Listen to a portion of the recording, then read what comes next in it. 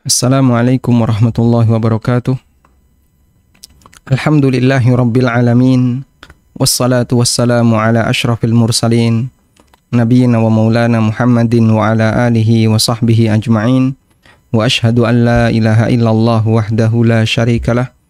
Wa ashhadu anna Muhammadan abduhu wa rasuluh. Salawatu rabbi wa salamu alaihi wa ala alihi wa ashabihi wa man sara ala nahjihi wa stanna bisunnatihi ila yaumiddin. Alhamdulillah, kembali kita melanjutkan kajian rutin yang diselenggarakan oleh Majelis Ta'lim Ar-Rohat.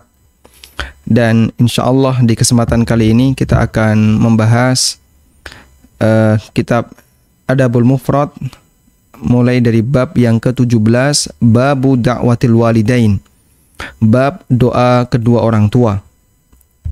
Hadis pertama yang akan diangkat oleh penulis adalah hadis dari Abu Hurairah radhiyallahu anhu. Kita bacakan hadisnya. Dari Abu Hurairah radhiyallahu anhu, qala an-nabiy sallallahu alaihi wasallam. Nabi sallallahu alaihi wasallam bersabda, "Thalathu da'awatin mustajabat. Thalathu da'awatin mustajabatun lahunna." Ada 3 doa yang mustajab. La syakka fihinna, tidak diragukan lagi tentang nilai mustajabnya.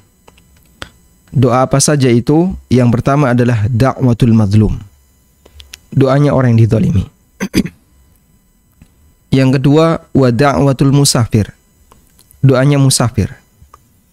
Dan yang ketiga, da'watul walidaini ala waladihima, doanya kedua orang tua yang bentuknya doa keburukan untuk kedua anaknya. Da'watul walidain ala, ad-du'a'u ala maknanya adalah doa keburukan. Doa keburukan orang tua untuk kedua anaknya, untuk anaknya. Nah, baik. Hadisnya diriwayatkan oleh Bukhari dalam Adabul Mufrad, dan di sini ada keterangan juga diriwayatkan oleh Abu Dawud dalam Kitabus Shalah, bab ad-du'a'u bi dhahril ghaib. Diriwayatkan oleh At-Tirmidzi dalam Kitabul Birri Wassilah, kemudian juga diriwayatkan oleh Ibnu Majah dalam Kitabud Du'a. Dan statusnya hadis yang sahih. Nah, dalam hadis ini Nabi sallallahu alaihi wasallam menyebutkan doa yang pasti mustajab.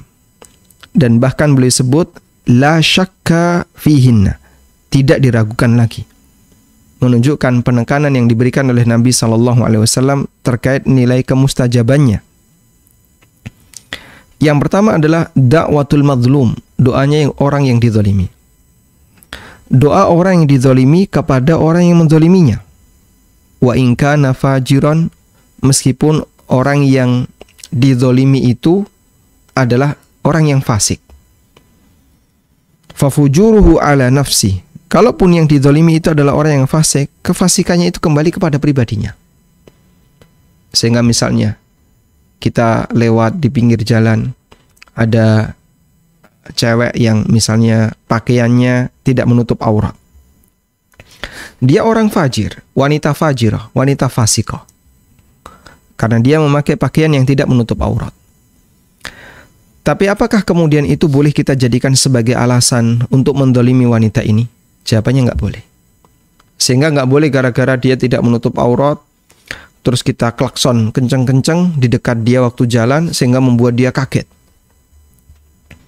Ya, biarin dia nggak menutup aurat, biarin dia membuka aurat, nggak boleh dengan alasan seperti itu.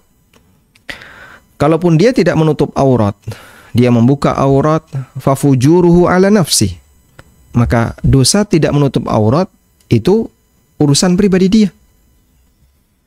Sedangkan tindakan kezaliman yang kita lakukan, ini kezaliman yang kita sengaja, dan dia berhak untuk mendoakan keburukan bagi kita. Sehingga kalau dia mendoakan keburukan, bisa jadi Allah Subhanahu wa taala kabulkan doa itu, kemudian kita mendapatkan dampak buruknya. Ini sebagaimana keterangan Al-Munawi dalam Faidul Qadir. Faid di sini maksudnya adalah kitab Faidul Qadir, karya Al-Munawi. Bahkan sebagian ulama, mereka itu sangat takut ketika ada orang yang dia zalimi. Sebagaimana keterangan yang disampaikan oleh Yazid bin Hakim. Ada seorang ulama yang bernama Yazid bin Hakim. Beliau mengatakan, "Ma hibtu ahadan qat haibati rajulan zalamtuhu." Aku tidak pernah menaruh segan. Aku tidak pernah menaruh segan menghormati seseorang melebihi seganku terhadap orang yang aku zalimi.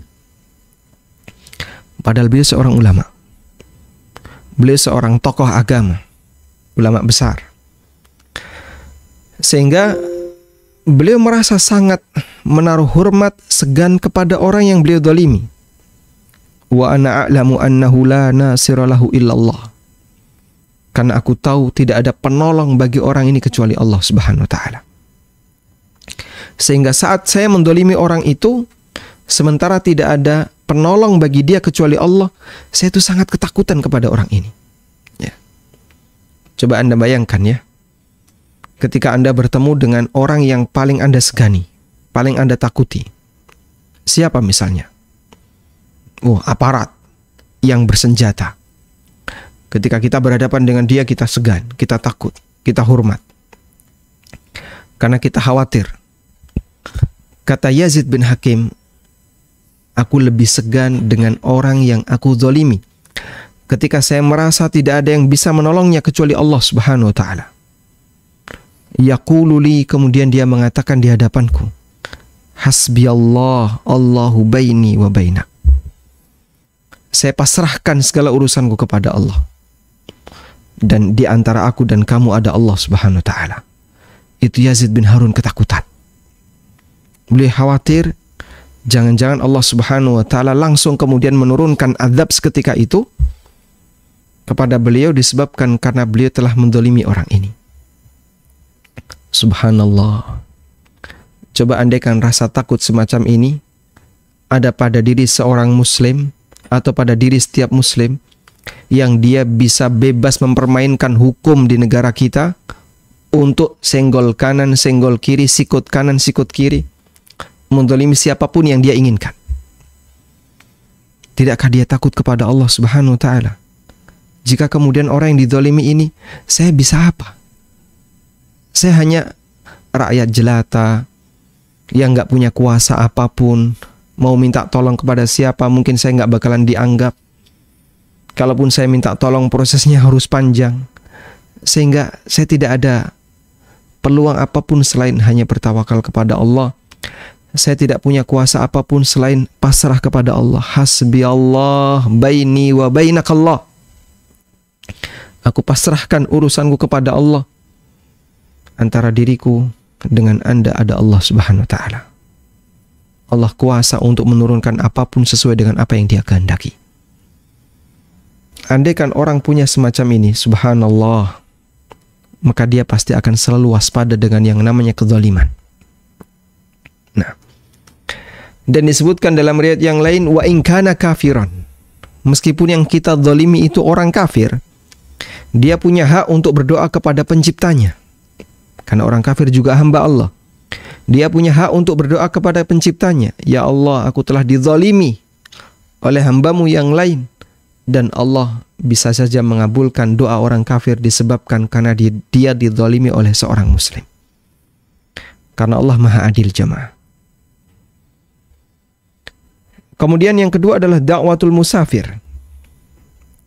Da'watul musafir, doanya orang musafir, ini berlaku untuk safar yang jaiz. Yang di situ safar yang dilakukan bukan dalam rangka untuk kemaksiatan kepada Allah Ta'ala. Kemudian di sini ada keterangan Al-Munawi, amal madlumu, adapun orang yang dizalimi, fali zalamatihi wa qahrihi, dia doanya diijabai oleh Allah karena dia di posisi sebagai orang yang tertindas, orang yang terhina, yang tertindas. Wa ammal musafiru, lalu kenapa orang musafir, orang yang sedang safar itu doanya mustajab? fali ghurbatihi wahdatihi, karena dia merasa terasing di daerah yang lain, di kota orang lain. Wa ammal walidu fali rif'ati manzilatihi, sedangkan orang tua kenapa doanya mustajab? Karena mereka punya kedudukan yang lebih tinggi dibandingkan anaknya.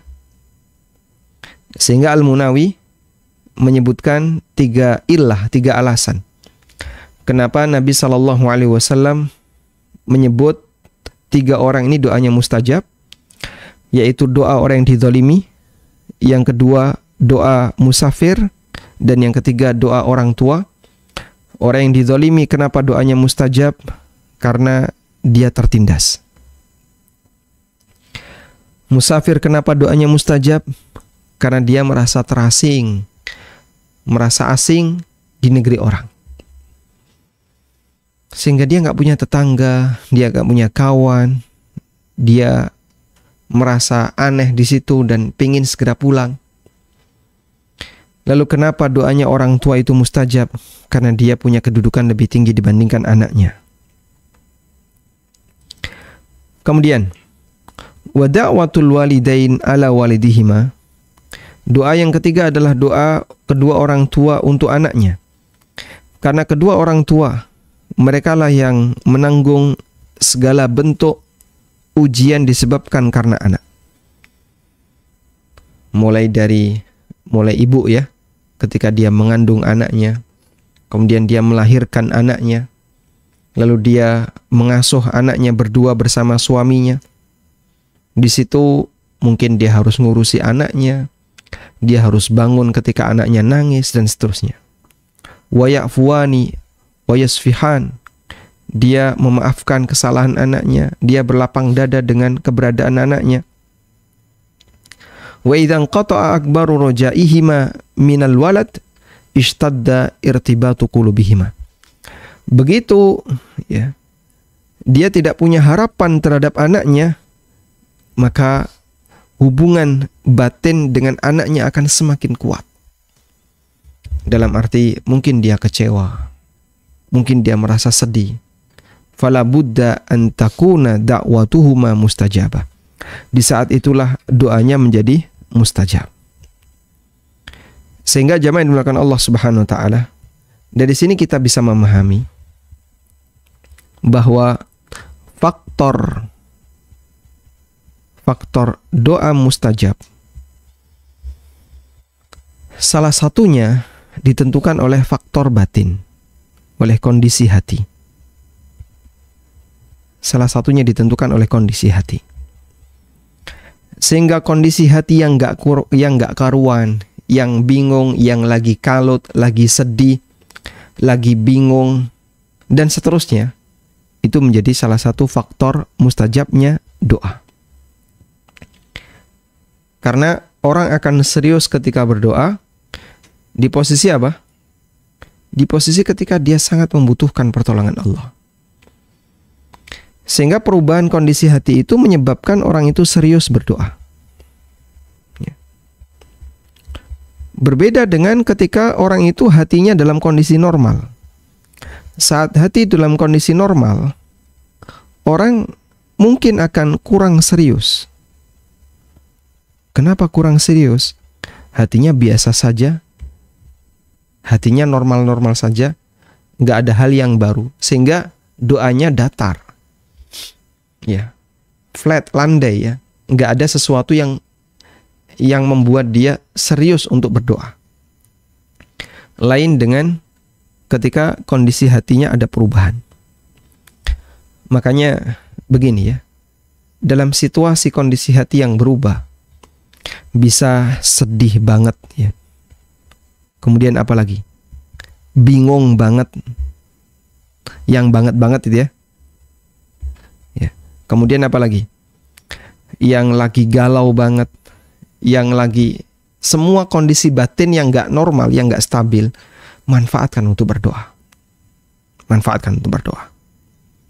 Orang kalau lagi dizolimi, dia melihat kezoliman atau lagi dizolimi, atau dia tengah mendapatkan musibah, atau dia tengah sakit, atau dia dalam kondisi putus asa, kecewa, dan seterusnya. Itu kan hati nggak normal.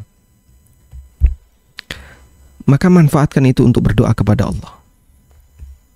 Bagi orang yang orang nggak punya kebiasaan berdoa, dia dalam kondisi seperti itu kadang mengumpat, keluar kalimat-kalimat celaan, keluar kalimat-kalimat yang nggak benar.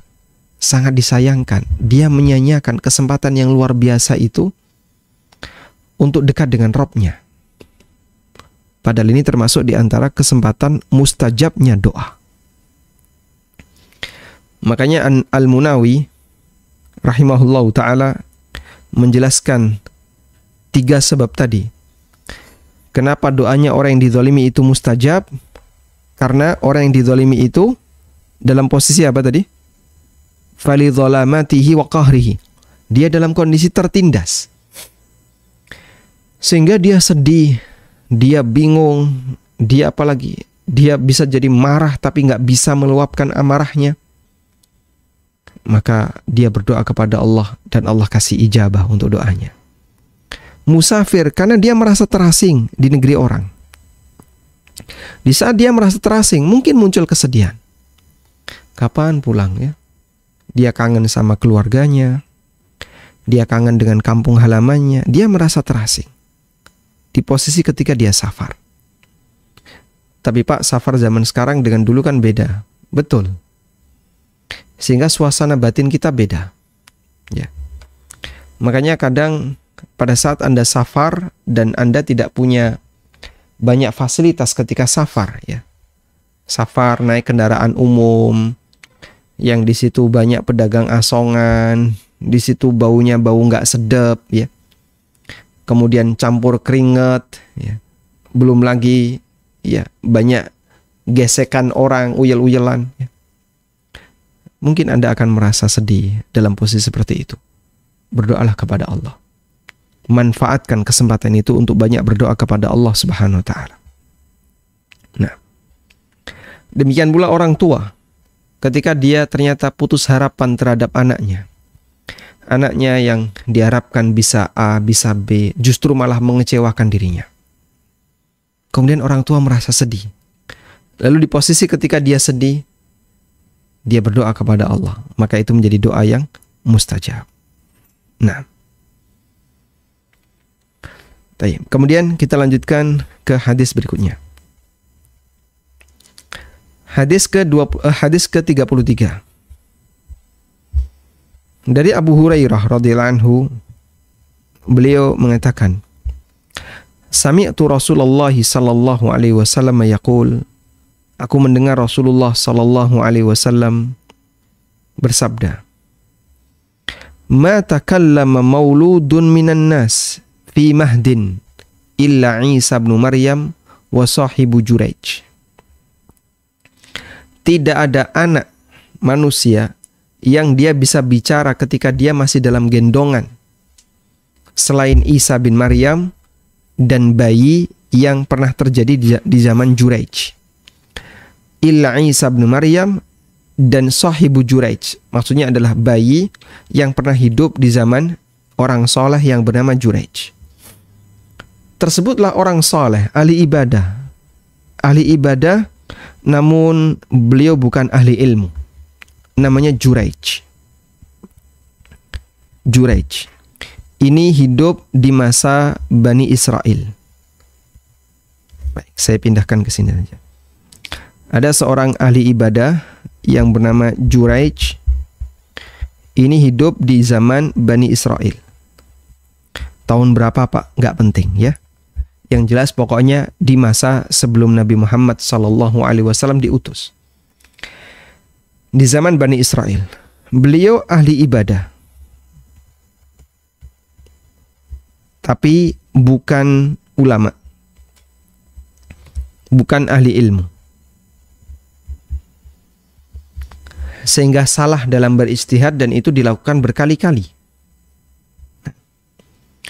Qila ya Nabi Allah wa ma sahibu Juraij.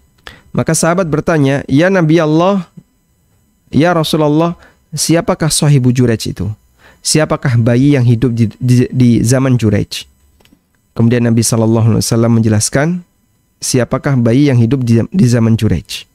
Nah,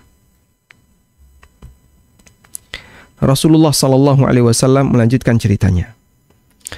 Fa in kana rajulan fa inna Juraijan, sesungguhnya Juraij adalah orang yang ahli ibadah, fi saumi'atin lahu, dan dia rajin ibadah di kuilnya. Wa kana ra'i baqar ya'wi ila asfali saumi'atihi, dan ada pengembala sapi yang dia suka berteduh di bawah kuilnya Juraij. Jadi kuilnya mungkin seperti gardu ya. Seperti gardu, ada kaki-kakinya, lalu pengembala ini suka berteduh di bawahnya. Wa kanat imra'atun min ahli al-qaryati takhtalifu ila ar-ra'i. Dan ada seorang wanita yang merupakan penduduk kampung itu yang sering bersama dengan pengembala sapi ini. Fa'atat ummuhu yauman faqalat.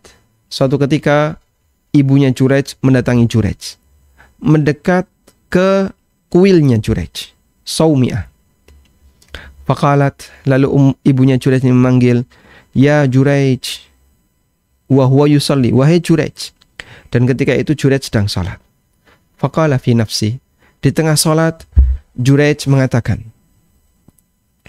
wa huwa yusalli, di tengah salat Juraij mengatakan, batin, mengatakan kepada dirinya sendiri, maksudnya adalah si Juraij ini batin. Di tengah salat si Juraij ini batin. Ummi wa salati, saya pilih ibuku ataukah salatku.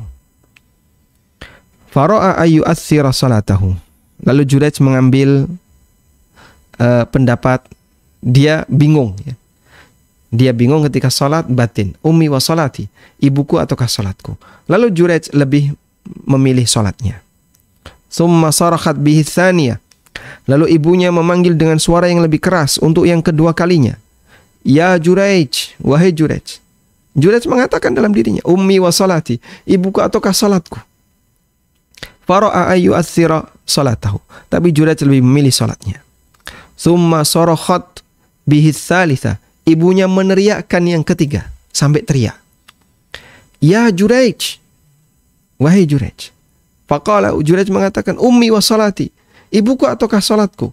Fara'a ayu athira salatahu, dia lebih memilih salatnya.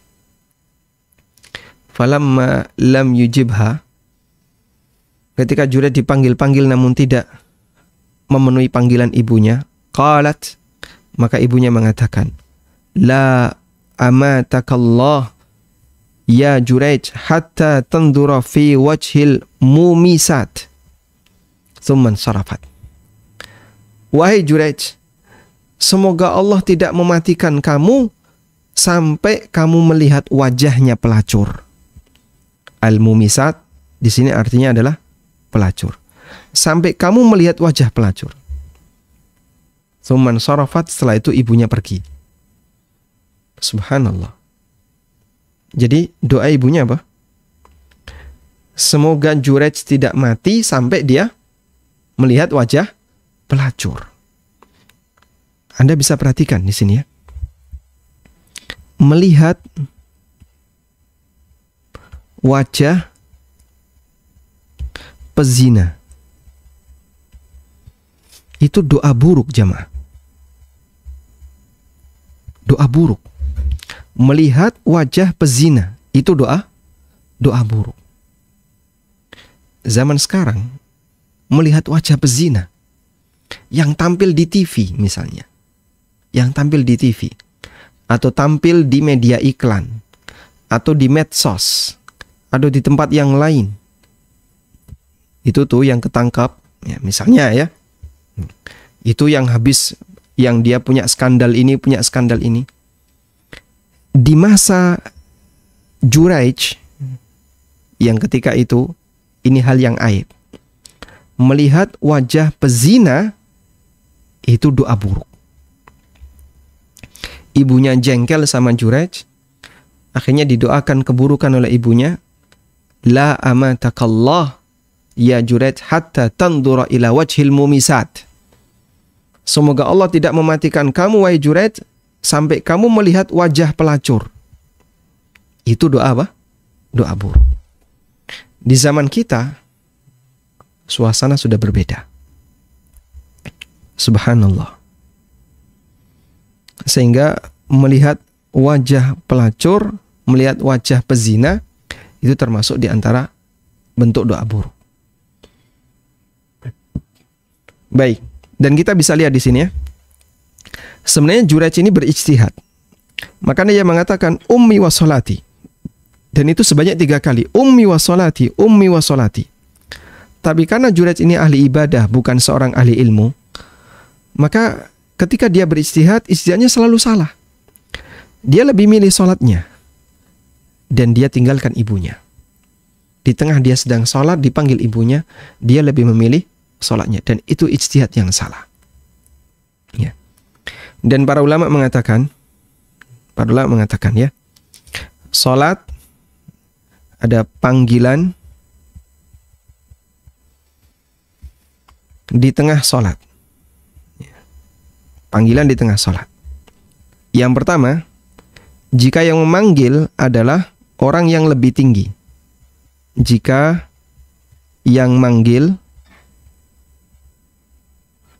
orang yang memanggil, pakai bahasa nggak baku nggak apa-apa ya, adalah orang yang wajib ditaati. Orang yang wajib kita taati. Contohnya Pak, orang tua, suami, ya. Kalau bagi wanita ya. Baik. Maka di sini ulama memberikan 2 rincian. Jika yang memanggil adalah orang yang wajib ditaati, maka rinciannya, jika sholat sunnah, maka batalkan. Dipanggil suami misalnya, lalu ibu-ibu sedang sholat sunnah, batalkan sholat sunnah, jawab panggilan suami. Jika sholat wajib,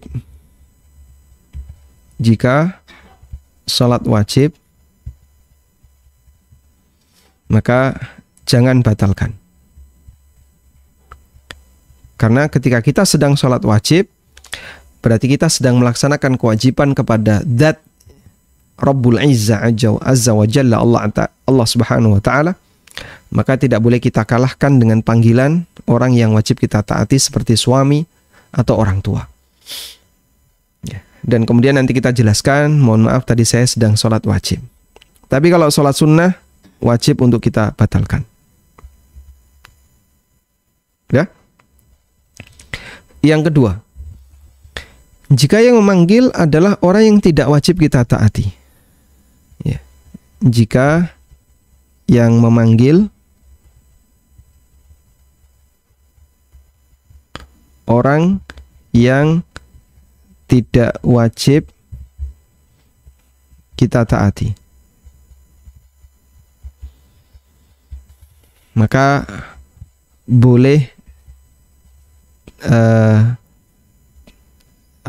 tidak dijawab. Boleh tidak dijawab sampai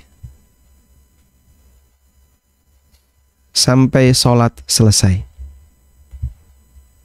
Nah, jika yang manggil adalah orang yang tidak wajib kita taati, misalnya anak atau istri atau teman atau siapapun dia yang tidak wajib kita taati secara syar'i, maka boleh tidak kita jawab sampai sholat kita selesaikan. Baik, ini kurang lebih rincian panggilan di tengah sholat. Nah, Juraij ini keliru, dia dipanggil oleh ibunya dan dia sedang sholat sunnah, namun dia tidak batalkan sholatnya. Dan dia lebih memilih sholatnya. Ummi wa sholati fala yara illa ayyu'thira sholatahu. Dia lebih memilih sholatnya, padahal seharusnya dia harus milih ibunya. Nah, fa'utiya al-maliku bitilkal mar'ah waladat faqala mimman qalat min Juraij. Kemudian wanita itu yang tadi ya, wanita ini suka membersamai si pengembala sapi. Pengembala sapinya suka berteduh di bawah kuilnya Jurej. Datang wanita mundar-mandir datang ke pengembala sapi ini. Dia berzina ternyata dengan pengembala sapi ini. Sampai akhirnya wanita itu melahirkan seorang anak. Maka dia pun didatangkan dibawa ke hadapan raja. Bitilkal mar'ah. Faqala, kemudian sang raja ini tanya, "Mimman? Kamu hamil dengan siapa?" Qalat, wanita ini mengatakan, "Min Jurej." Saya hamil karena hubungan badan berzina dengan Jurej. Qala, "Asahibu sawmi'ah?" Jurej yang ahli ibadah di kuil itu? Qalat, "Na'am." Kata si wanita ini, betul. Dan ini tuduhan dusta. Qala, akhirnya sang penguasa atau raja atau mungkin kepala suku dari kampung itu mengatakan, ya, rusak, hancurkan kuilnya Jurej. Wa'tuni bihi, bawa dia ke sini. Ternyata yang selama ini kita anggap ya sebagai orang yang ahli ibadah, orang yang saleh, dihormati oleh masyarakat, di belakang zina sama wanita. Bahkan sampai melahirkan anak. Ya. Kemudian dia minta, ya, ihdimu sawmi'atahu. Hancurkan kuilnya.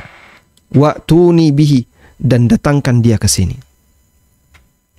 Fadarabu sawmi'atahu bil faus hatta waqa'at. Akhirnya mereka pun ngerusak kuilnya Jurej sampai kuilnya itu rata dengan tanah. Faja'alu yadahu ila unukihi bihablin. Kemudian tangannya Jurej itu diikat ke tengkuknya. Ya. Diikat dengan tali, ditaruh di atas tengkuknya. Tsumman tuliqa bihi, lalu diarak.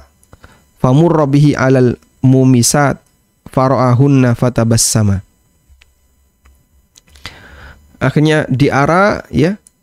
Kemudian dia pun melewati banyak sekali al-mumisat, para pelacur, fara'ahunna fatabassana. Dan Jurej melihat para pelacur itu. Kemudian dia tersenyum. Wa hunna yandurna ilaihi finnas, dan mereka pun melihat ke arah Jurej. Dilihat oleh banyak orang. Sehingga Jurej melihat para pelacur, para pezina, ya. Dia tersenyum. Kemudian orang-orang melihat Jurej. Faqala al-malik, "Ma taz'amu hadhihi?" Qala, "Ma taz'amu?" Qala, "Taz'amu anna waladaha minka." Sang raja pun bertanya, "Kamu lihat wanita ini, menurut kamu bagaimana?" Lah dia ngomong apa? Jurej bertanya, dia ngomong apa? Qala, "Taz'umu anna waladaha minka." Dia mengklaim kalau anaknya hasil hubungan dengan kamu. Qala, kemudian Jurej bertanya kepada wanita ini, "Anti taz'umin?" Kamu mengaku seperti itu? Qalat, "Na'am." Wanita ini dengan tegas mengatakan, "Iya." Qala, kemudian Jurej bertanya, "Aina hadha as-saghir?" Sekarang datangkan anak itu. Qalu, mereka mengatakan, "Huwa dha fi hijriha." Ini dia. Anak ini diasuh oleh wanita ini. Fa aqbala alaihi. Kemudian anak itu dihadapkan ke Jurej. Dibawa oleh Jurej. Faqala, kemudian ditanya oleh Jurej, "Man abuk?" Siapa bapakmu? Qala, si bayi itu mengatakan, "Ra'il baqar." Pengembala sapi. Ya, pengembala sapi. Sehingga semua orang langsung percaya, oh berarti sekarang pelakunya bukan Jurej. Pelakunya adalah si pengembala sapi. Qala al-malik, maka sang raja merasa menyesal dan dia menawarkan kepada Jurej, "Ana ja'alu sawmi'ataka min dhahab." Boleh enggak saya bangunkan ulang kuilmu saya akan bangun ulang kuilmu dari emas. Qala, kata Jurej, "La, jangan, enggak usah. Kalau begitu kami bangun ulang dari perak." Qala, "La," Jurej mengatakan jangan. Qala, "Famana ja'aluha?" Lalu apa yang boleh kami perbuat? Qala, "Rudduha kama kanat." Kembalikan seperti semula. Qala, kemudian sang raja ini bertanya, "Famal ladzi tabassamta?" Lalu apa yang membuat kamu tersenyum? Qala, kata Jurayj, "Amran araftuhu." Ada satu takdir Allah yang telah aku ketahui.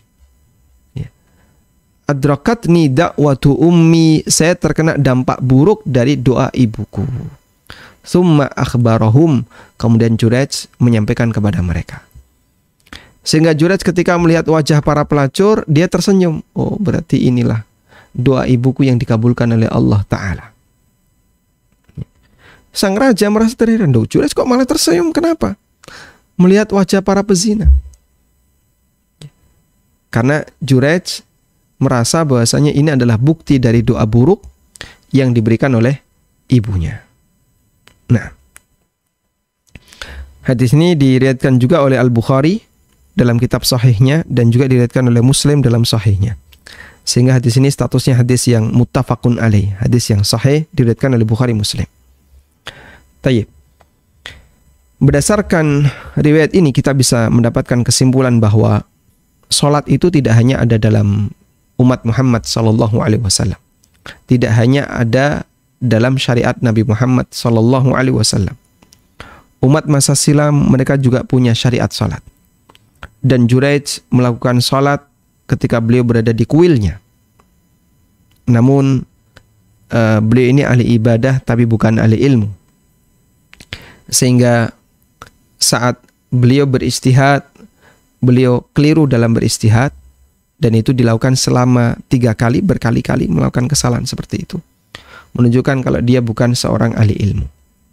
Dan tanda seorang ahli ilmu salah satunya adalah dia akan memprioritaskan antara amal yang wajib dengan amal yang tidak wajib.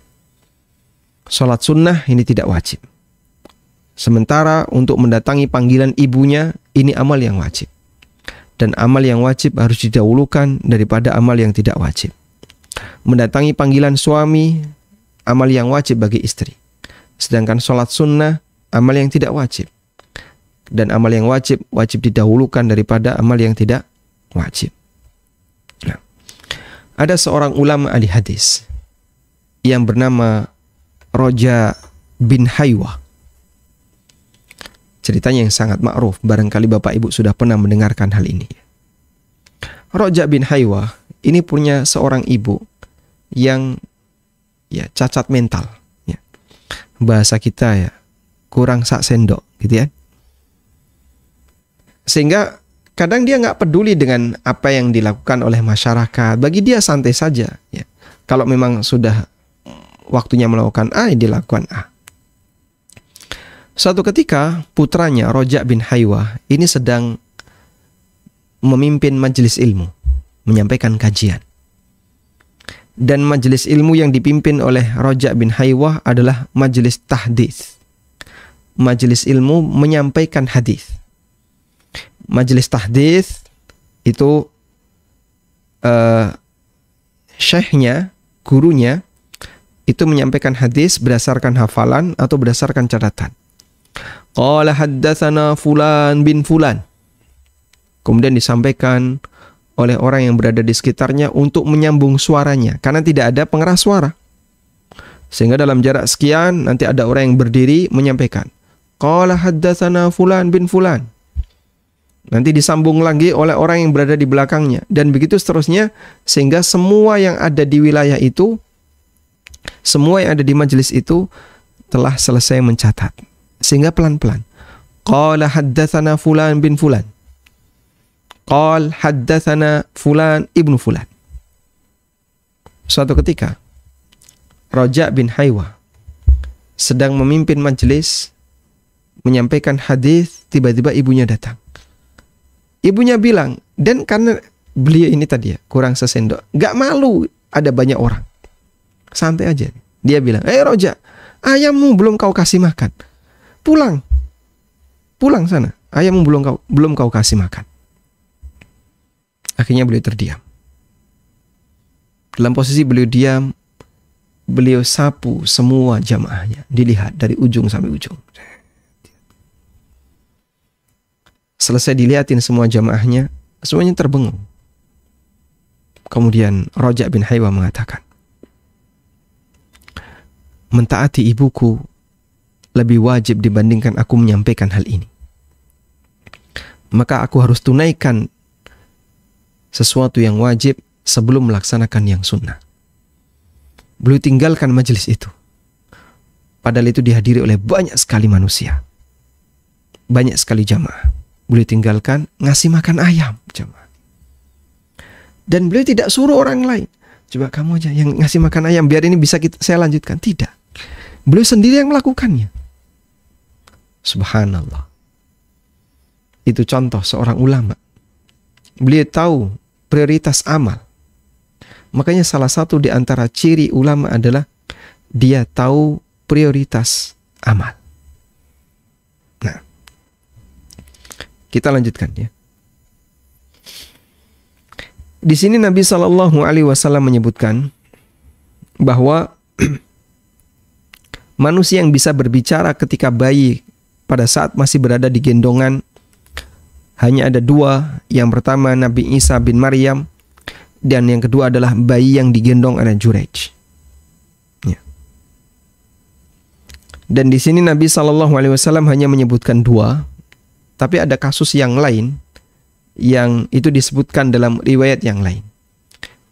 Artinya dalam hadis ini beliau tidak membatasi, tapi beliau hanya menceritakan bahwa bayi yang bisa bicara di tengah umat manusia ini dua, tapi bukan pembatasan. Kasus yang ketiga, bayi yang bisa bicara adalah kasus manusia, kasus kejadian pembakaran yang dilakukan oleh Ashabul Ukhdud. Ya. Jadi dulu ada Ashabul Ukhdud yang mereka membakar kaum mukminin yang Allah ceritakan di surat Al-Buruj. Ashabul Ukhdud ini membakar orang-orang muslim. Siapa yang mengaku Tuhannya Allah, maka dia harus masuk ke dalam parit. Sampai akhirnya ada seorang ibu yang menggendong anaknya yang masih kecil. Pada saat dia mau dimasukkan ke dalam parit yang berisi api, ibu ini bimbang, maju mundur. Lanjut nggak ya? Bimbang dia, maju mundur. Sampai kemudian anaknya bicara. Wahai ummi, wahai ibuku, nggak usah takut. Karena sebentar lagi kita akan bisa mendapatkan kenikmatan surga dari Allah Subhanahu wa Ta'ala. Sehingga ketika anaknya sudah ngomong seperti itu, padahal sebenarnya ibunya itu ragu maju mundur karena berat terhadap anaknya ini. Karena dia harus mati berdua. Sementara anaknya masih bayi. Si bayinya ini memberikan penguatan bagi ibunya. Dan itulah karomah. Fungsi karomah apa? Memberikan penguatan bagi seseorang agar dia bisa tetap istiqomah di jalan dakwah, di jalan Allah Subhanahu wa Ta'ala. Akhirnya ketika bayinya bicara, sang ibu pun semakin berani dan kemudian dia memasukkan dirinya ke dalam kobaran api, ya, mereka berdua mati. Ya, rahimahumullah. Nah. Kemudian di sini tentang status Jurayj. Nabi SAW menyebut Jurayj adalah rajulan rahib, seorang rahib. Rahib, rahbanatun nasara. Rahib itu dari kata rahbanah. Asluha minar rahbah, yang artinya adalah khauf, rasa takut. Sehingga kenapa disebut rahib? Ruhban dari kata ar-rahbah yang artinya takut. Kanu yatarahabuna bitakhalli. Mereka adalah orang-orang yang takut kepada Allah, dalam arti banyak beribadah kepada Allah dengan menyendiri. Min ashghalid dunya, menjauhkan diri dari kesibukan dunia. Wa tarku maladhiha, dan meninggalkan kenikmatan dunia. Zuhud terhadap dunia. Uzlah, dan tidak tinggal bersama keluarga. Dan itu dilakukan oleh rahib-rahib di masa silam. Bahkan sampai sekarang. Ya. Bahkan sampai sekarang. tidak jauh dari studio ANB ada sebuah gereja, ya. Ya kurang lebih jaraknya ada 3 kilo, nggak sampai ya, 1 kilo mungkin ya, 1 kilo. Ya. Sehingga loncengnya akan kedengaran jam 5 pagi. Ya. Jam 5 pagi itu lonceng kedengaran. Makanya kajian subuh jam 5.15 karena menyelesaikan lonceng itu bunyi, ya. Biar nggak kedengaran oleh pemirsa. Dan tetangga dari gereja ini adalah Muslim, jamaah kami juga. Ya, mereka bercerita di situ ada romo, yang tinggal di situ, netep dan dia nggak nikah, nggak punya, ya kalau keluarga dari atas punya, ya saudara-saudara dia punya, dia nggak punya istri, nggak punya anak, dan kehidupan sehari-hari gantian jamaahnya ngirim ransum, ya makanan ke situ, ransum, ya. Itu contoh rohbaniyah yang dipertahankan sampai sekarang. Ya, saya nggak tahu kegiatan dia apa. Namun orang seperti ini adalah meneruskan tradisi para ahli ibadah di masa silam. Dan Allah Subhanahu wa taala sebutkan dalam Al-Qur'an, wa rahbaniyatan ibtada'uha ma katabnaha 'alaihim illa ibtigha'a ridwanillah fama ra'auha haqqa ri'ayatiha. Dan rahbaniyah ibtada'uha, yang mereka buat-buat, maka katabnaha 'alaihim, aku tidak pernah wajibkan kepada mereka melakukan seperti itu. Karena itulah umat Muhammad SAW dilarang melakukan praktek rohbaniyah, gak nikah selamanya, hanya beribadah saja, meninggalkan seluruh kenikmatan dunia, zuhud terhadap dunia, kesibukan dunia dia tinggalkan. Tidak boleh. Sehingga di tengah umat Muhammad SAW, mereka dilarang untuk melakukan praktek kerahiban. Nah. Hatta inna minhum man kana yukhsi nafsahu. Bahkan di antara mereka ada yang sampai mengebiri dirinya. Sehingga dia nggak kawin itu dengan cara dikebiri. Dan dulu ada sebagian sahabat yang usul kepada Nabi SAW. Dia minta izin, bukan usul ya, minta izin kepada Nabi SAW untuk mengebiri dirinya. Di antaranya adalah saudara sepersusuan Nabi SAW yang bernama Uthman bin Mad'un. Yang waktu Uthman bin Mad'un ini meninggal, Rasulullah SAW menangis dan beliau yang memasang batu di atas makam Uthman. Ini sebagai tanda kalau ini adalah makamnya Uthman bin Mad'un. Ya. Ada di antara mereka wayada'us silsilah. Ada yang naruh rantai fi unuki. Rantai itu ditaruh di pundaknya. Wa ghairi dzalika min anwa'it ta'dzib, dalam rangka untuk menyiksa diri. Fanafahan Nabiyyu sallallahu alaihi wasallam wa nahal muslimina anha. Dan Nabi sallallahu alaihi wasallam meniadakan ajaran semacam ini dan beliau menolak kaum muslimin melakukannya. Ini sebagaimana keterangan yang disampaikan oleh Ibnu Katsir dalam kitabnya An-Nihayah. Atau Ibnul Athir, ya, An-Nihayah fi Gharibil Hadits.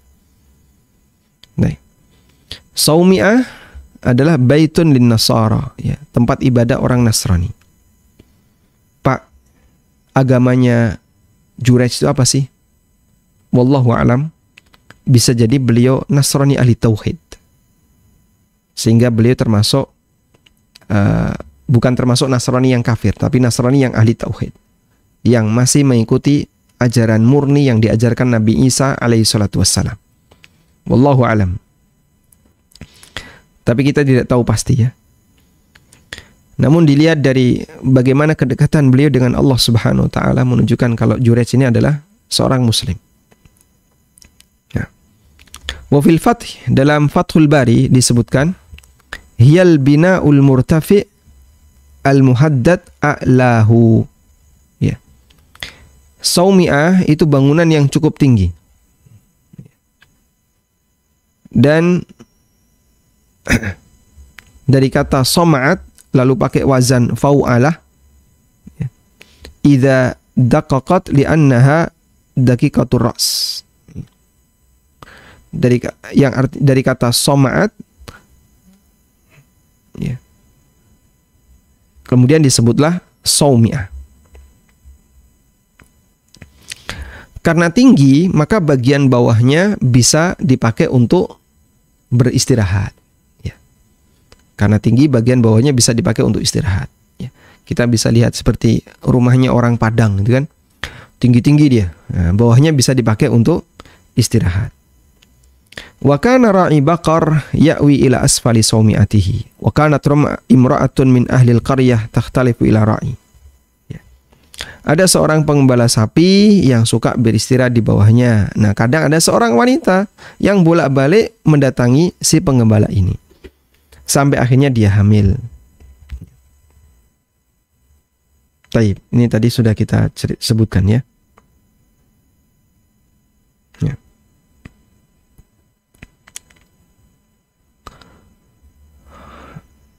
Nah, al-mumisat itu adalah bentuk jamak dari mumisah, artinya zania. Dan ini sebagai doa buruk dari orang tua min ighdabihima, karena si Juraij telah membuat marah kedua orang tuanya, membuat marah ibunya. Lalu ibunya pun mendoakan keburukan untuknya. Doa salah satu dari kedua orang tua, apalagi kalau doa kedua-duanya. Wallahu alam. Nah, di sini keterangannya tidak jauh dari apa yang tadi kita baca. Nah, di sini ada tambahan ya.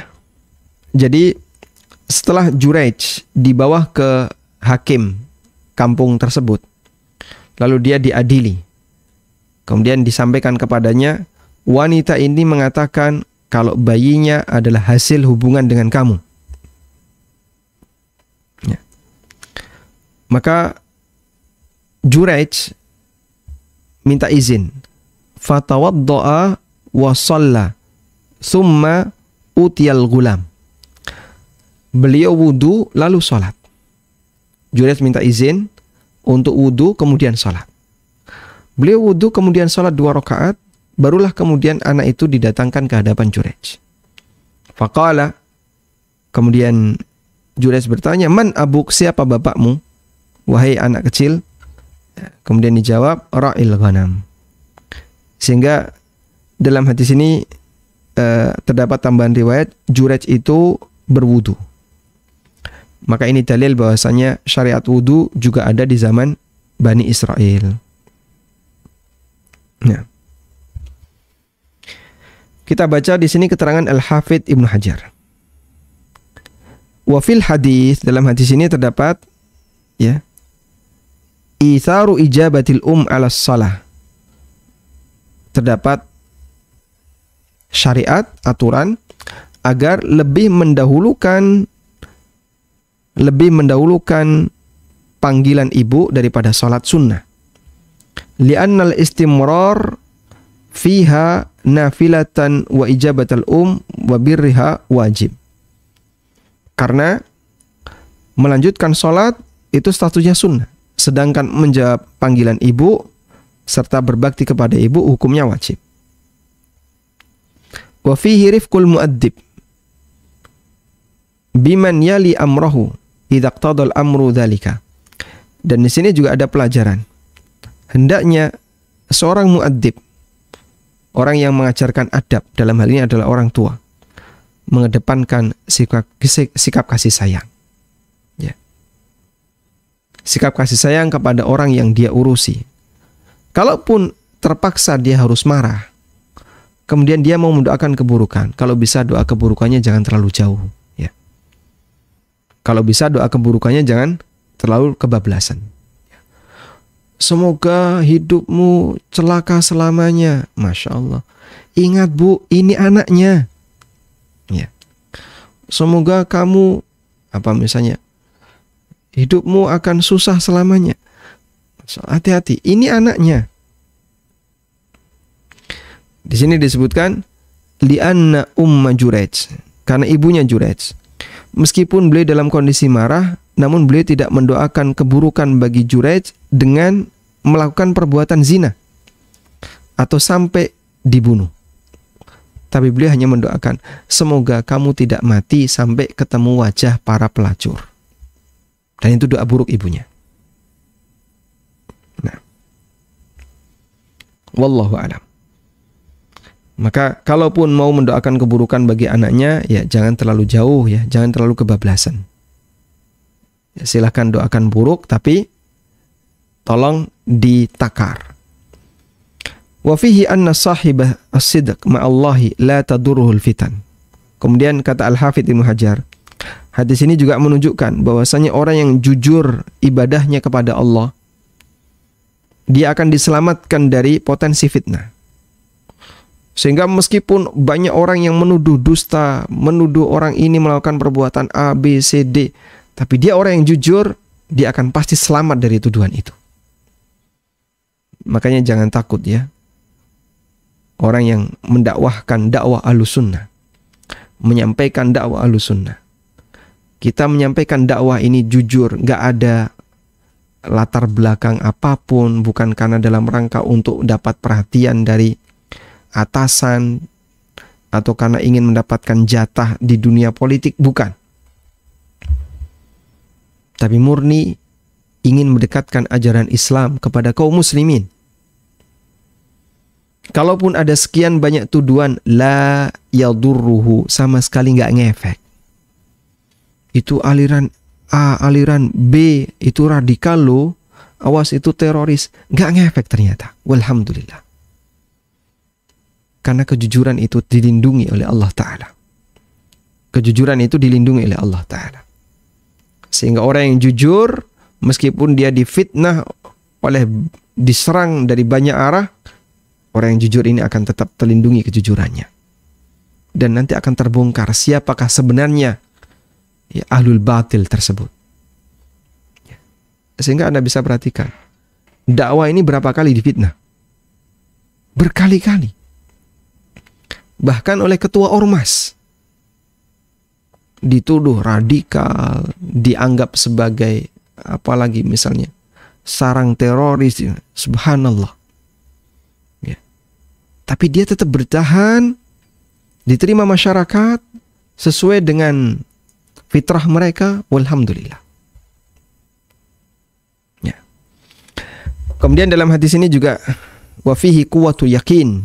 Dalam hadis ini terdapat keyakinan yang kuat yang dimiliki oleh Juraij.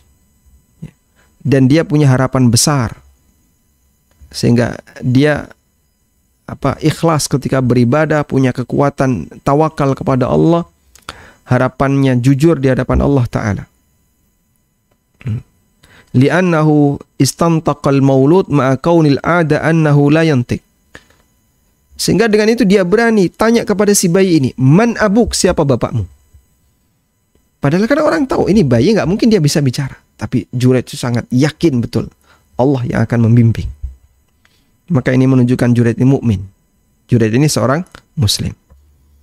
Andaikan bukan karena kekuatan ini, mastantoqahu, tentu Juraij tidak akan bisa menanyai bayi ini. Ya. Kemudian dalam hadis ini juga mengajarkan kepada kita, apabila ada dua urusan yang saling bertentangan, maka dahulukan yang terpenting. Wa annallaha yaj'alu li awliyaihi inda ibtilaihi makharij.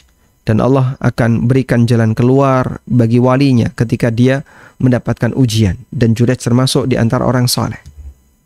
Namun bisa jadi wa inna ma yata'akharu dzalika an ba'dihim. Namun bisa jadi itu tertunda. Fi ba'dil awqat. Tahdziban wa ziyadatan lahum fis thawab, dalam rangka untuk semakin meningkatkan pahala wali Allah yang mendapatkan ujian. Ya, orang berdakwah berkali-kali gagal, di sini diusir, di sini nggak diizinin, di sini gagal, tapi dia terus bersabar. Ini akan semakin meningkatkan pahala dia di sisi Allah Ta'ala. Ya. Kemudian dalam hadis ini juga menunjukkan adanya karomah wali. Ya. Dan karomah itu berdasarkan kehendak Allah Subhanahu wa Ta'ala, dan Allah berikan kepada mereka sehingga karomah itu sifatnya murni hibah. Ya. Dan kemudian di sini juga terdapat dalil bahwa salah satu di antara hal penting al-mafza' fil umuril muhimmah. Ketika orang sedang mengalami urusan yang genting, maka hendaknya yang dia lakukan adalah segera melakukan sholat.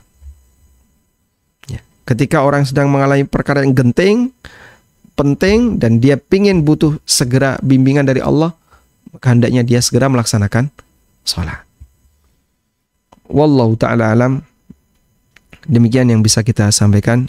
Semoga jadi muqaddimah yang bermanfaat. Wassallallahu ala nabiyyina Muhammadin wa ala alihi wa sahbihi wasallam. Nah. Jazakallah khairan Ustaz. Alhamdulillah. Sekarang saya akan lanjutkan dengan membacakan pertanyaan ya Ustaz. Alhamdulillah. Monggo silahkan. Assalamualaikum warahmatullahi wabarakatuh Ustaz. Mohon maaf jika sedikit keluar dari tema. Ibu mertua saya sakit kanker dan sudah akut, bahkan dokter sudah pesimis. Saya ingin bertanya Ustaz. Pertama, adik ipar dan bapak mertua ingin ibu mertua tetap menjalani radioterapi. Sedangkan istri saya, Buli, dan ibu mertua ingin di rumah saja. Mana yang harus diikuti Ustadz? Dan sebagai anak, doa apa yang harus dilakukan? Yang kedua, dengan kondisi menggunakan pampers dan kadang baju serta kasur terkena percikan air seni, apakah masih bisa diwudukan dengan sholat Ustadz? Begitu Ustadz. Waalaikumsalam warahmatullahi wabarakatuh. Berapa usia ibu mertua? Nggak dijelaskan di sini Ustadz. Baik. Tayyib. Penanya bisa mau ditanyakan Ustadz kepada penanya Anggara Sudiarianto, apakah masih ada di ruang Zoom? Umur mertua berapa, ibu mertua yang sedang sakit? Silakan dijawab. Baik. Oh nggak ada, nggak mendengarkan. Baik. Tayyib, nggak jadi masalah. Nah. Ya baik. Audinya tidak diaktifkan, tidak apa-apa. Jadi begini jamaah ya. Terkadang hal terbaik bagi orang sakit itu bukan sembuh. Karena tidak semua yang terbaik adalah kesembuhan. Makanya kadang kita perlu memahami bahwa pilihan Allah itu adalah yang terbaik. Dan bagi orang yang sedang sakit bisa jadi ya, ketika Allah wafatkan dia, itu pilihan yang terbaik sesuai dengan apa yang Allah kehendaki. Karena itu dalam masalah pengobatan, ulama mengatakan hukum asal pengobatan itu sifatnya mubah. Ya, meskipun sebagian ada yang mengatakan dianjurkan dan ada juga yang mengatakan mubah. Kita bicara hukum mengobati orang yang sakit. Ada yang mengatakan hukum mengobati orang yang sakit itu adalah mubah. Artinya dilakukan silahkan, nggak dilakukan juga silahkan. Dalil tentang ini adalah peristiwa ada seorang wanita yang datang kepada Nabi SAW. Ya Rasulullah, saya ini suka kesurupan. Dia sakit kesurupan. Dan kalau lagi kesurupan, dia itu sampai telanjang. Dibuka bajunya. Akhirnya dia minta tolong kepada Nabi SAW, ya Rasulullah, tolong obati saya. Nabi SAW memberikan penawaran. Jika kamu mau, aku bisa mengobati kamu. Dan jika kamu mau, aku biarkan penyakitmu seperti ini, walakil jannah, dan kamu berhak untuk dapat surga. Coba kita lihat apa jawaban wanita ini. Ya Rasulullah, kalau begitu saya pilih yang kedua, agar saya bisa dapat surga. Subhanallah. Sehingga Nabi SAW ngasih pilihan, saya obati dan penyakitmu akan sembuh, ataukah saya biarkan kamu dalam kondisi sakit seperti ini, tapi nanti kamu berhak untuk dapat surga. Bersabar untuk tetap sakit sampai mati dan dapat surga. Subhanallah, wanita ini lebih memilih yang kedua. Kalau begitu saya akan bersabar untuk tetap sakit dan saya berharap dapat surga. Masya Allah. Kemudian wanita ini meminta kepada Nabi SAW, namun ya Rasulullah, saya memohon agar Anda doakan saya biar nanti ketika saya sedang kesurupan saya tidak telanjang. Kemudian didoakan oleh Nabi SAW. Sehingga wanita ini berkali-kali mengalami kesurupan. Dan beliau tetap bersabar. Kesurupan, nanti sadar, kesurupan lagi, sadar lagi, kesurupan lagi, sadar lagi. Sepanjang usianya, sampai beliau diwafatkan oleh Allah Subhanahu wa Ta'ala. Seusai Nabi SAW meninggal dunia, wanita ini masih hidup. Dan ada beberapa sahabat yang menyaksikan peristiwa ini mengatakan kepada murid-muridnya, maukah kutunjukkan kepadamu wanita ahli surga, tapi dia jalan-jalan di bumi. Fulanah itu. Dia pernah mengalami kasus seperti ini, lalu dia memilih untuk bertahan dalam kondisi sakit. Kemudian Nabi SAW mendoakan agar dia nggak telanjang, dan dia sakitnya itu berulang sampai akhirnya beliau wafat. Yang ini menunjukkan bahwasanya terkadang ada orang yang dia itu lebih memilih nggak ngobati sakitnya sampai kemudian Allah Subhanahu wa Ta'ala mewafatkannya. Ya. Karena itu tolong bedakan dua ini ya. Memberikan makan minum dengan memberikan obat. Ini dua hal yang berbeda. Kalau tidak memberikan makan minum kepada orang yang sakit, maka ini tindakan yang terlarang.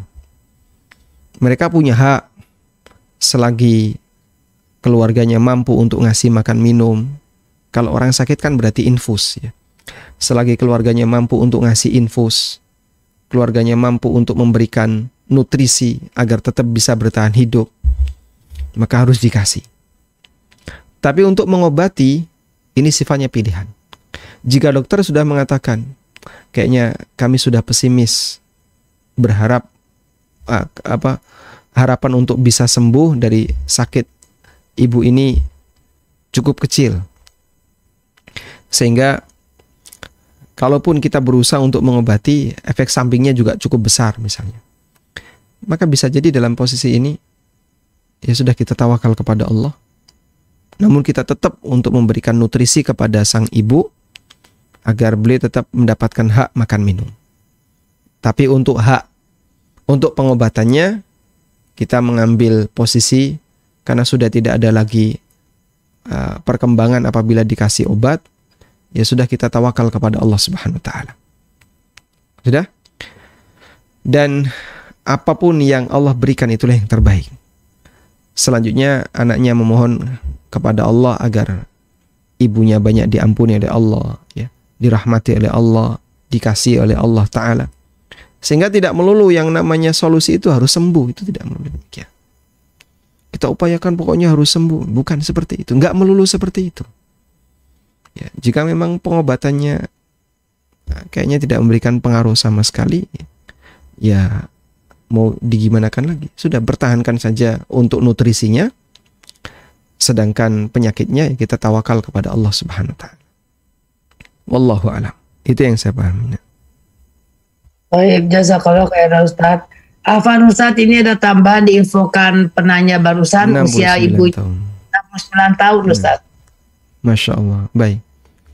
Ya kalau memang anaknya merasa bahasanya bisa jadi hal terbaik bagi ibu adalah bukan kesembuhan tapi ya, sesuai dengan apa yang Allah kehendaki, ya kita pasrahkan kepada Allah Subhanahu wa Ta'ala.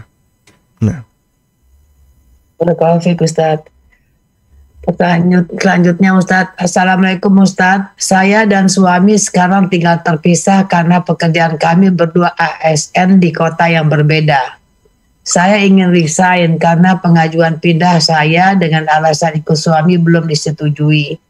Tapi berbanding terbalik dengan keinginan orang tua dan mertua yang tidak ridho dan tidak mengizinkan saya untuk resign. Padahal saya sudah menyampaikan dengan baik. Saya sudah bersabar selama 2 tahun Ustadz. Bagaimana saya menghadapi orang tua yang seperti ini Ustadz?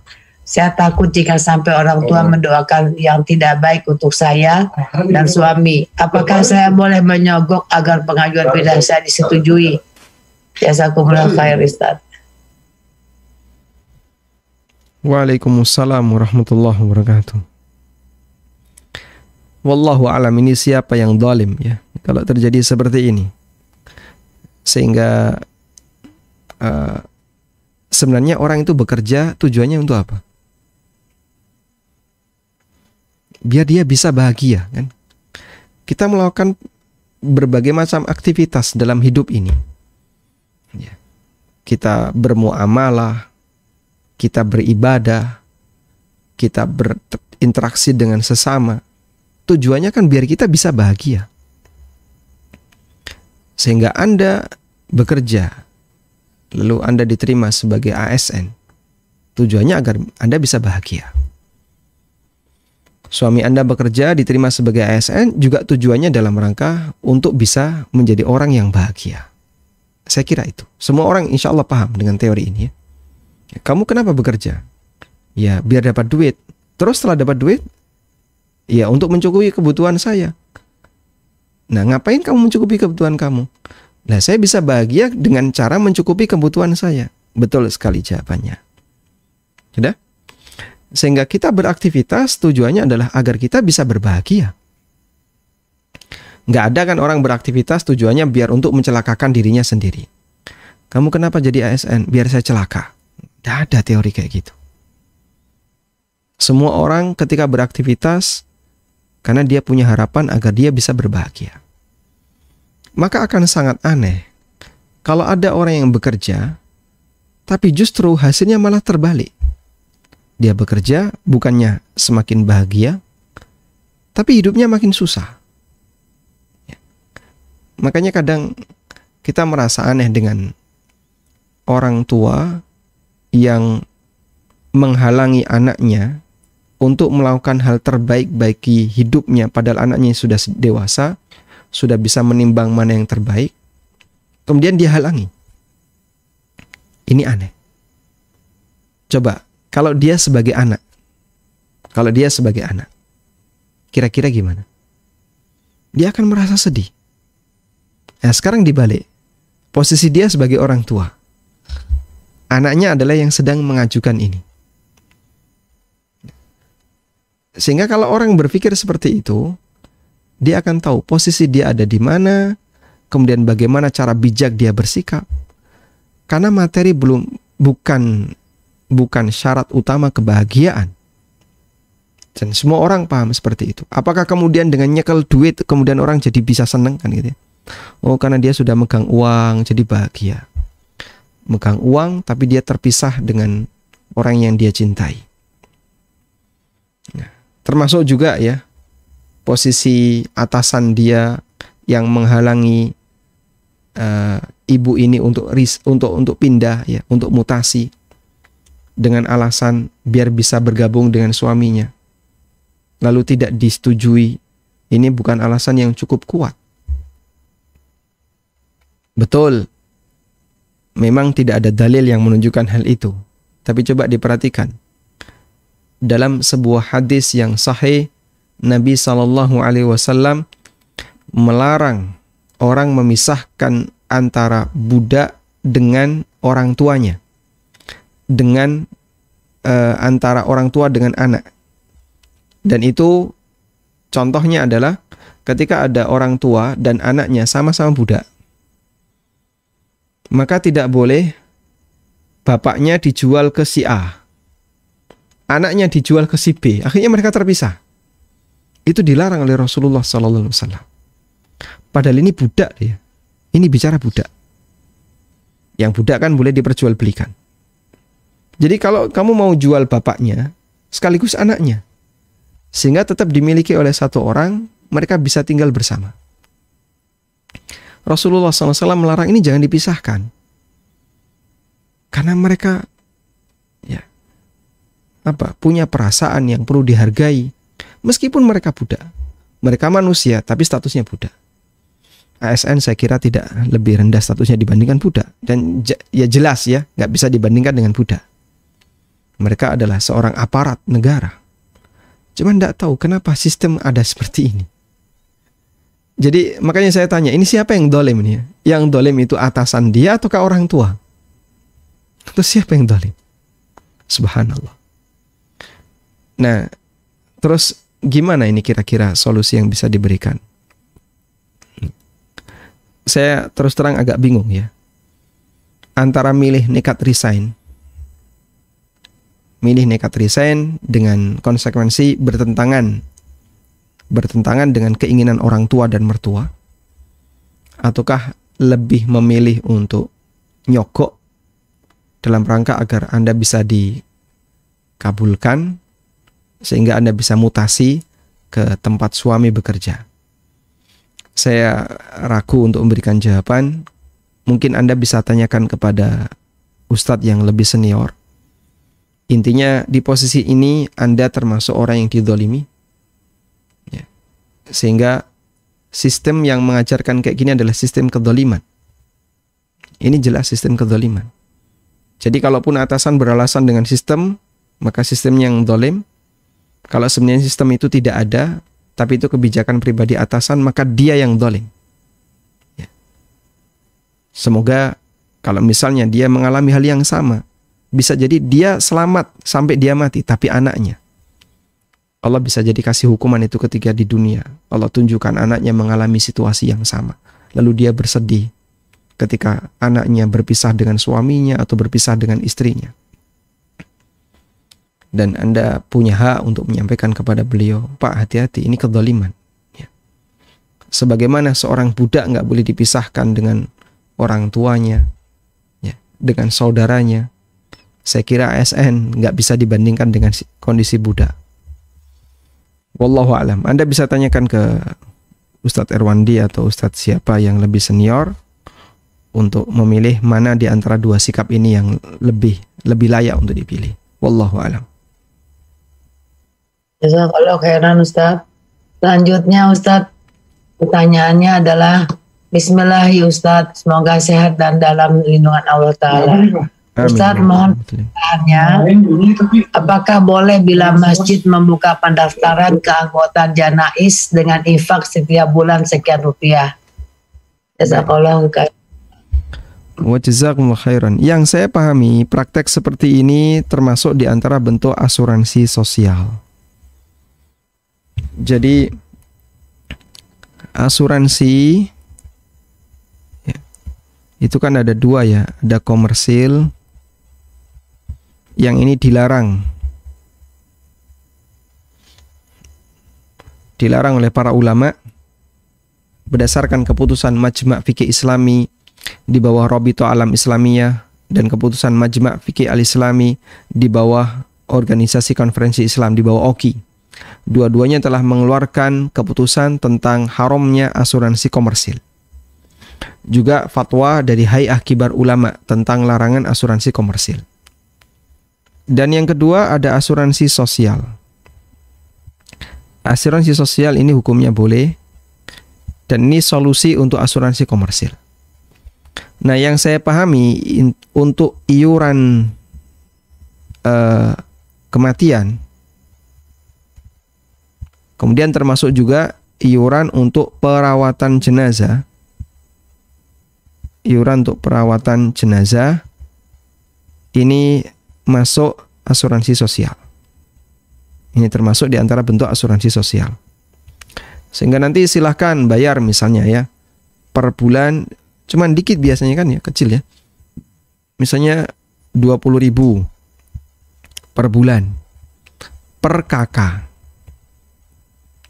20.000 per bulan per kakak, berapapun anggota kakak ini. Maka nanti yang jadi member dengan bayar sekian akan mendapatkan jasa perawatan jenazah ya, pada saat dia meninggal dunia, gratis. Semua fasilitas dilayani, mulai dari ambulan, lalu apalagi kafan, dan seterusnya, sampai tim penggalian, pokoknya gratis, nggak usah keluar apapun. Insya Allah tidak masalah. Karena tujuan asuransi ini adalah dalam rangka untuk saling membantu. Barangkali ada sebagian orang yang membutuhkan, lalu dia kita sumbang dengan nilai 20.000 per bulan per kakak. Ya. Tapi Pak, keluarga saya masih muda-muda semua ya, berarti terlalu lama ini. Nanti daftarnya aja belakangan kalau udah 60 tahun. Ya, jangan gitu ya. Ngitungnya bukan seperti itu. Ya. Meskipun keluarga Anda masih muda-muda, suami istri masih muda, anaknya masih kecil-kecil, lalu Anda daftar dengan niat, barangkali saya akan pakai sekian tahun lagi, dengan proyeksi kematian masih jauh misalnya ya. Itu niatnya dalam rangka untuk nyumbang, bukan dalam rangka untuk mengambil keuntungan. Sehingga yang saya pahami, insya Allah iuran kematian seperti ini diperbolehkan. Wallahu a'lam. Baik. Pertanyaannya sudah nggak ada lagi nih Ustaz. Walhamdulillah. Baik, kita cukupkan sampai di sini. Demikian yang bisa kita sampaikan. Semoga menjadi materi yang bermanfaat dan ilmu yang bisa kita amalkan. Wassallallahu ala nabiyyina Muhammadin wa ala alihi wa sahbihi wasallam. Wa akhiru da'wana alhamdulillahi rabbil alamin. Subhanakallahumma wa bihamdika asyhadu an la ilaha illa anta astaghfiruka wa atubu ilaik. Wassalamualaikum warahmatullahi wabarakatuh. Waalaikumsalam.